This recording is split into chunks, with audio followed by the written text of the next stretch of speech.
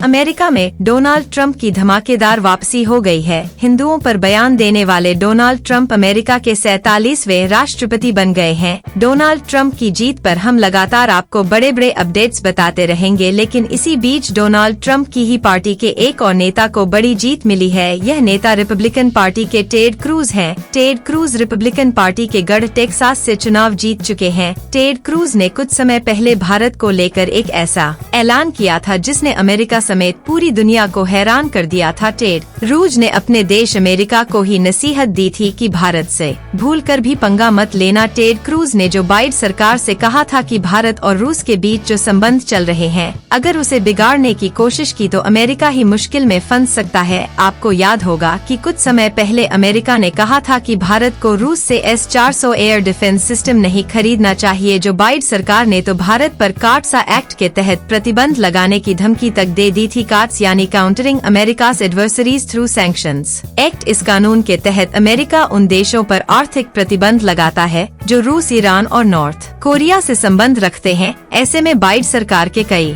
मंत्रियों ने कहा था कि भारत की तो रूस से अच्छी दोस्ती है। यूक्रेन जंग के बावजूद भारत रूस से S-400 ले रहा है। ऐसे में हमें भारत पर कार्ट्सा एक्ट के तहत एक्शन लेना चाहिए। लेकिन अमेरिकी मंत्रियों का बयान सुनकर टेड क्रूज भड़क गए। टेड क्रूज ने बाइडेन से कहा कि भारत पर प्रतिबंध लगाना असाधारण मूर्खता होगी। क्रूज ने कहा था कि अगर अमेरिका की सरकार ने पृथ्वी पर सबसे बड़े लोकतांत्रिक देश भारत के खिलाफ कार्ट्सा के तहत एक्शन लिया तो अमेरिका भारी मुश्किल में फंस जाएगा। मुझे लगता है कि जो बाइडेन सरकार का यह फैसला असाधारण रूप से मूर्खतापूर्ण होगा। क्रूज ने आगे कहा कि भारत कई क्षेत्रों में अमेरिका का अहम साझेदार है। हमें तो भारत से संबंधों को मजबूत करने पर विचार करना चाहिए। भारत को धमकी तो बिल्कुल नहीं देनी चाहिए। अब यही टेड क्रूज अमेरिका में चुनाव जीत गए हैं।